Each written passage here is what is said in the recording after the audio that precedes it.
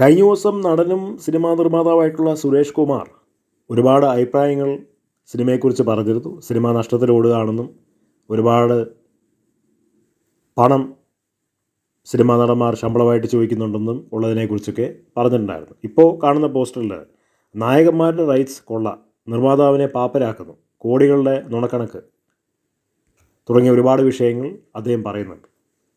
ഒന്നാമത്തെ കാര്യം, ഈ നായകന്മാർക്ക് കോടികൾ എന്ന് പറയുമ്പോൾ അതിന് മാത്രം കോടികൾ കൊടുക്കാൻ മലയാളം സിനിമയ്ക്ക് എവിടെയുള്ളത്?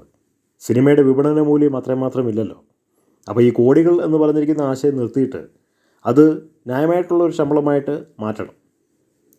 അത് മോഹൻലാലിന് മാത്രം കോടികൾ കൊടുക്കുന്നതിൽ തെറ്റില്ല എന്നുള്ള അഭിപ്രായക്കാരനാണ് സുരേഷ് കുമാർ. അതാണ് അദ്ദേഹത്തിൻ്റെ കപടഭക്തി. ഈ മോഹൻലാലിന് കോടികൾ കൊടുത്തുകൊണ്ട് മലയാള സിനിമ രക്ഷപ്പെടത്തില്ലല്ലോ.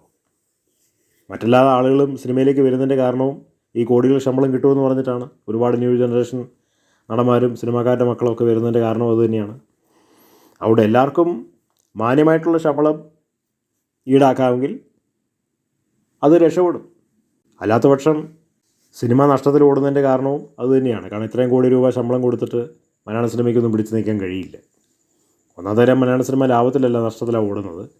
ഭൂരിപക്ഷം സിനിമകളും കാണാൻ ആളുകളില്ല, തിയേറ്ററിൽ ആളില്ല, ഒരിടത്തും ആളില്ല, ആർക്കും വേണ്ട.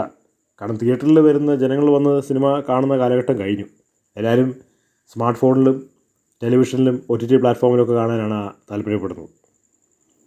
അതുകൊണ്ട് നടന്മാർ ഇത് കൊള്ളയടിക്കാതിരിക്കണമെന്നുണ്ടെങ്കിൽ വ്യക്തമായിട്ടുള്ളൊരു ഘടന ഉണ്ടാക്കേണ്ടത് ആവശ്യമാണ്. ഇല്ലാത്ത പക്ഷം സിനിമ ഒളിഞ്ഞു പോകും.